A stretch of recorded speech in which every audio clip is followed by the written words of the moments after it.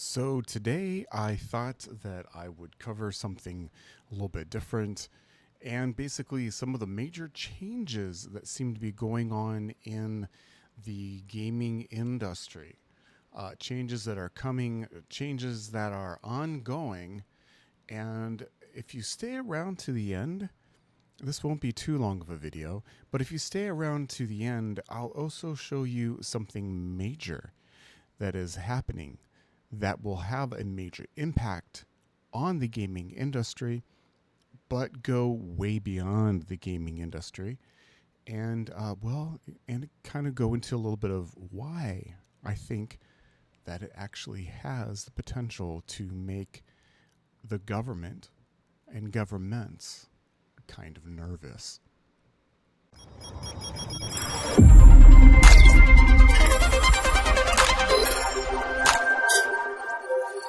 So we know that the gaming industry is always changing. Without change, I guess nothing happens, nothing progresses, right? But one of the major things that seems to be going on and impacting everything, well, is the price of PCs. PC gaming and building gaming PCs seems to have turned into a luxury thing.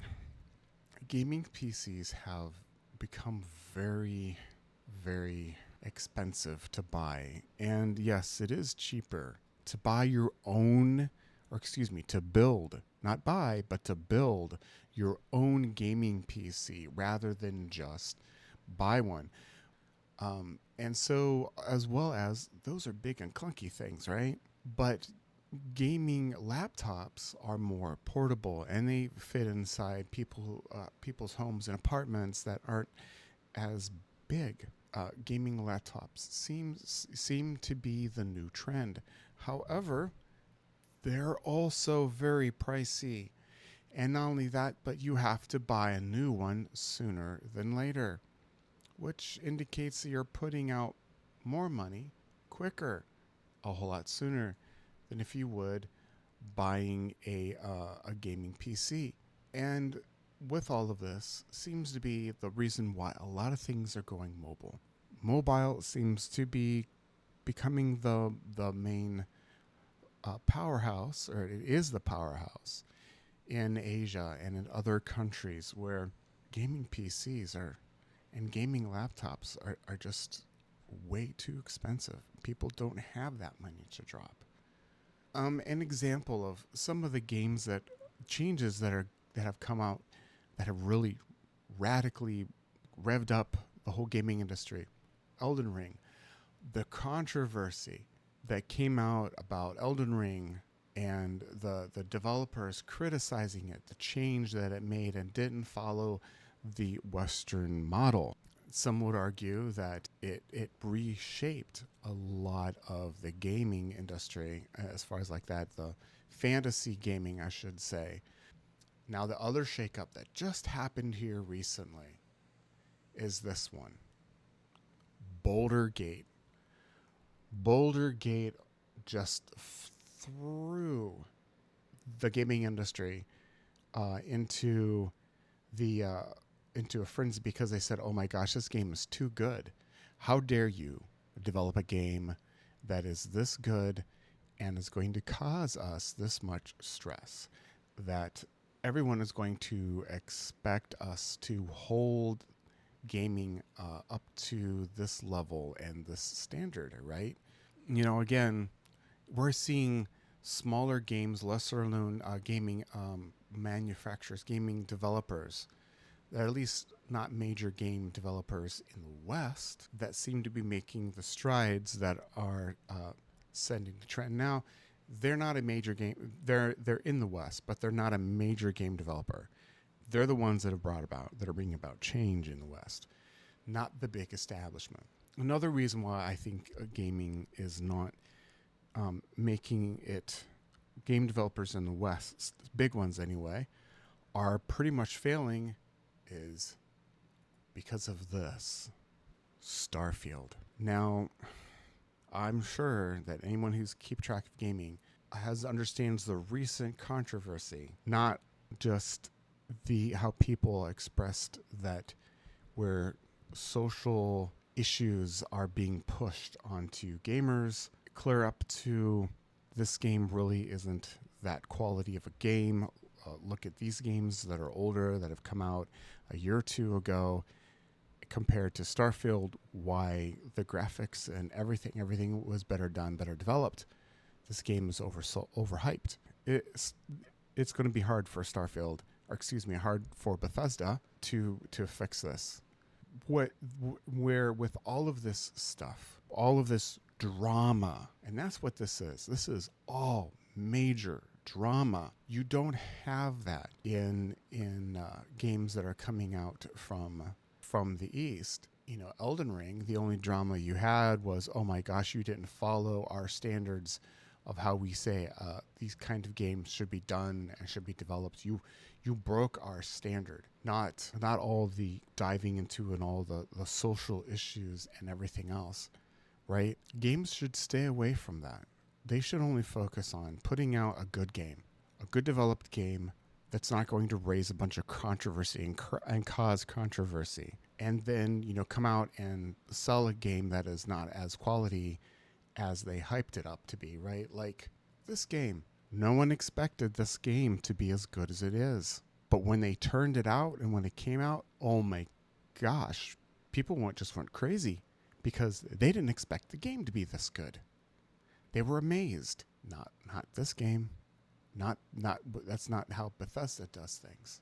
So with that being you know, accepted and keeping that in mind, a lot of the game and changes in the gaming industry. This is the most recent thing. You know, the other thing that came out from Asia, the loot boxes and that kind of game. A lot of the other monetization that has come out rather than just paying things up front. That was not something that was normally accepted in the United States or even in the Western countries, but has really been accepted, and all that's been influenced by the games that have come out of the East. So one of those things that is really that's really happening and that's big, whether people really like it or not, is the whole blockchain and NFT genre, the whole thing. And it's so big that countries are actually helping. I mean, this is a big, major company, right?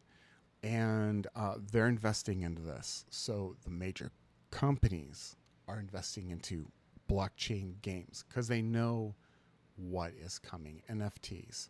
It's not just Square Enix. It's also Animoca Brands. Now, anything Animoca Brands gets behind, I mean, these are the two main major companies that I can think of right now out of the East, that when they get behind something, it goes. It takes off. When they get behind a game, it usually means, yeah, this game is going to be good.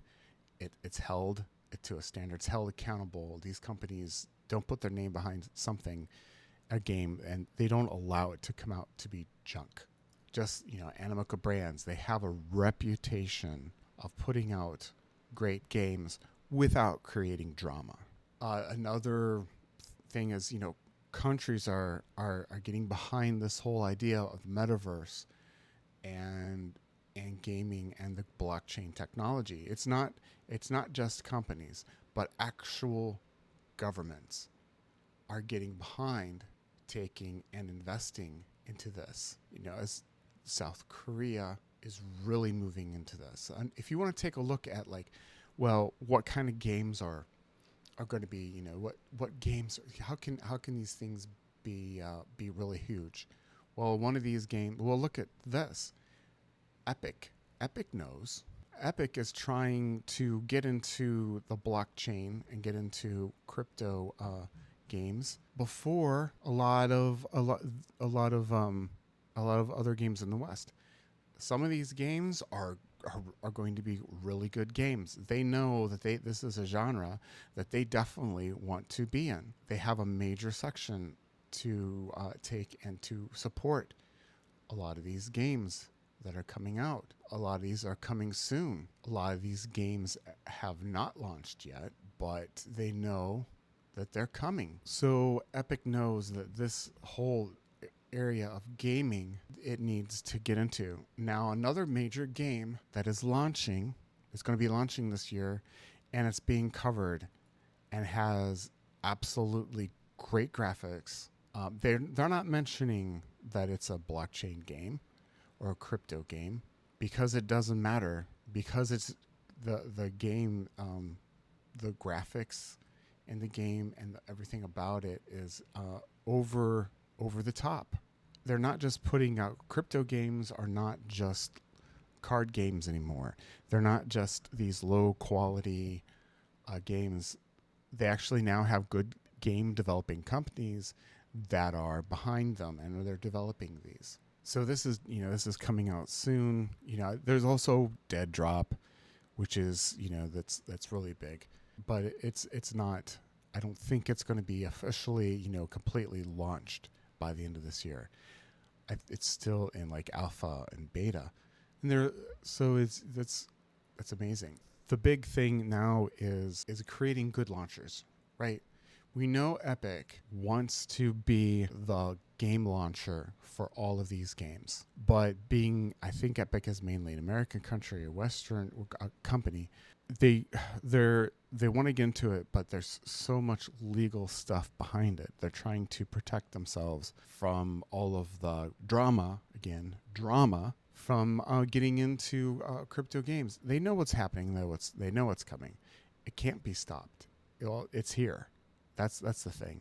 In reality, it's here. In fact, I know that, and I can't find it again because it's an Asian game that is coming out. Again, Asia, the major influence. It's a shooter game. It's a cross-platform game, and you get in, and what you do is you go in, you compete against each other. You can buy weapons and ammo and stuff like that. So that's where you end up spending your money, not only getting the NFT to get in, but you having all this equipment to go in and play the game. And you collect NFTs, and it's an extraction game. It's an extraction shooter. And these NFTs that you extract with, they can be traded in for real world items. Everything from shoes to toasters to a brand new Tesla car. If they sell so many NFTs at a certain price, at a certain value, all these NFTs are auctioned off to get into the game. They're keys that allow you into the game to play. They're auctioned off. But if the base value or the average value of all these NFTs is at a certain price, if the average value of them hits a certain price, then they will be putting a new Tesla car into one of the things as one of the NFTs that you can find and extract with. You cash in the NFT and you get a brand new Tesla car. When that game takes off, I think it'll make news. If the game has been developed and done well, even though it's a cross-platform game. In other words, PC and mobile. So the thing with Hyperplay as being platformed, a launching platform just like Epic is, Hyperplay basically, it works with Epic and a lot of other launchers, and it allows you to use MetaMask. See, Epic doesn't want to get involved with the blockchain. It wants to have the games, but doesn't know what to do with the blockchain part, right? So it'll work with multiple chains, and it doesn't take money from the game developers. And it's putting in a lot of different games. You see here, this game is also on several different platforms, not just one. We don't know which platform is going to beat everyone out. So and it integrates with MetaMask. MetaMask is very important. The other game here is Ultra. A platform is Ultra. Ultra has taken a different approach. Ultra is kind of like Steam, except it has developed several different things. So it distributes a lot of the money out to different players. It has a marketplace. How basically they're developing this to work, right, is that you have to download the launcher just like you would on Steam. What it does is you can buy the game and you get an NFT. that represents what you have gotten, the game you've gotten. And what they plan on doing here shortly, I don't think they've implemented it yet, but you can turn around and sell that NFT, right? And get some of the money back if you don't like the game or if you're done playing the game. You can't do that with Steam. You've got these keys, but you can't turn around and resell those keys on Steam. And how they have set up is that every sale of one of those keys, let's say like you bought it the first time, well, of course, the gaming company gets money from that sale. And then you play the game, you're done playing the game, you're not going to play it anymore. You've played it until infinity, or you bought the game and you just don't like the game, right? So you decide to resell the game. Well, to get some of your money back. You get some of the money back, but also a portion of that money goes to the gaming, goes to the game developers as well. So they not only they make money off the first sale, they make money off the second sale, and that's really nice. So both the game developer and the gamers are both winners in this model.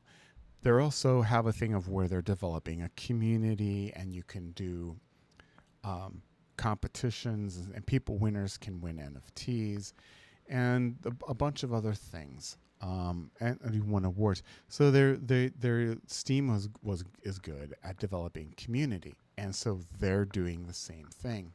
Now, another game launcher that I think we have to be watching, this one is from South Korea. Now, I did a video about this. And it talked about how this one is very different. This is not just about gaming. It has a lot of other stuff going on. Gaming is just the beginning, and I'm not going to go back through that. If you want to see what I have to say, I did a little while ago. Just go back and look up what I said about Remix, right? And what we really want is we want this one. See, it does has all these other things that it has. The We Play is just the thing that it's focusing on now. It's also developing all of this other stuff. So it's so much bigger than a gaming platform. This one, they deal also with the NFTs, and it's a crypto chain. And what they're doing, they're proving that they are a good platform for games. And a lot of the older Asian games that are popular in Asia, they're bringing over, or did well in Asia, they're bringing over onto the blockchain. So these are all the games that they have. Most of them, a lot of them are cross-platform, and they have their own launcher. VFun, I think, is what it's called, and it's just for them. But their company is developed like a major corporation. And I looked over some of the stuff they said. They put so much forethought into everything they've done. So some of these games are older Asian games that were popular in Asia, and they're bringing them over into the blockchain, just like this, right? We all remember this, a lot of us older gamers, when this came out, and this Bless game. Bless was so terrible, or we thought it was, but now a lot of the games are like Bless. We have to pay extra stuff, and a lot of the games that are now being developed have so much similarities as Bless. So that's Remix. So now I'm going to go on to the big thing that I told you. It affects gaming, goes way beyond gaming, and I think it's going to be the new major player when the crypto industry takes off. And this was play to earn. This is watch to earn. I think this is going to be the next biggest player. So let me explain how this works. As this is a lot of the stars, YouTubers that are on here, and some of these are gamers. So they're earning crypto by watching this. Now, I haven't tried this yet, but I will say that I watched someone who talked about it, who said that they had used this. They are claiming that they are making $300 a day watching 5 to 10 videos. $300 a day watching 5 to 10 videos. So when you sign in, you have to sign in, and then like you have to get a NFT to mint in order for this to work. And I went and checked this out. Now, the guy who watched, who said he was really winning, he bought an NFT that was like about $2,000, and it's considered a rare. It's a almost basically a $2,000 NFT. He's making $300 a day, watching 5 to 10 videos. So you're going to make that money back in about, I don't know, 2 weeks. So why do I think this is going to be such a major game changer? This is going to affect on who you end up watching and who gets attention. So this potentially, they don't have a politics section on here. This can potentially take attention away from the people that the government or certain other organizations and large companies want you to watch and pay attention to. This has the potential also to influence YouTube's algorithm or any social media's algorithm, right? Because certain companies, certain politicians, certain political figures, whatever, they want to capitalize on your attention, and they want to be able to control what you pay attention to and what you don't, right? So like I was saying also about these larger companies that are putting all of these politics into their games now, trying to push their political views and social views as being a part of the game. This can influence on whether those games make it or not. I don't think politics should be a part of gaming. I don't want to have politics pushed on to me by games. I don't want to have social issues pushed on to me by games. But anyway, won't go on to that. But so that's why I think this is a big game changer, and I think that this is going to freak the government out because they have less control. So that's my review of the gaming industry, what's coming, and how it's going to really influence everything. Hopefully you find this interesting. I'm going to take and list all of these websites you can go to and look at them down below in the description. So, okay. Well, thank you. Play safely.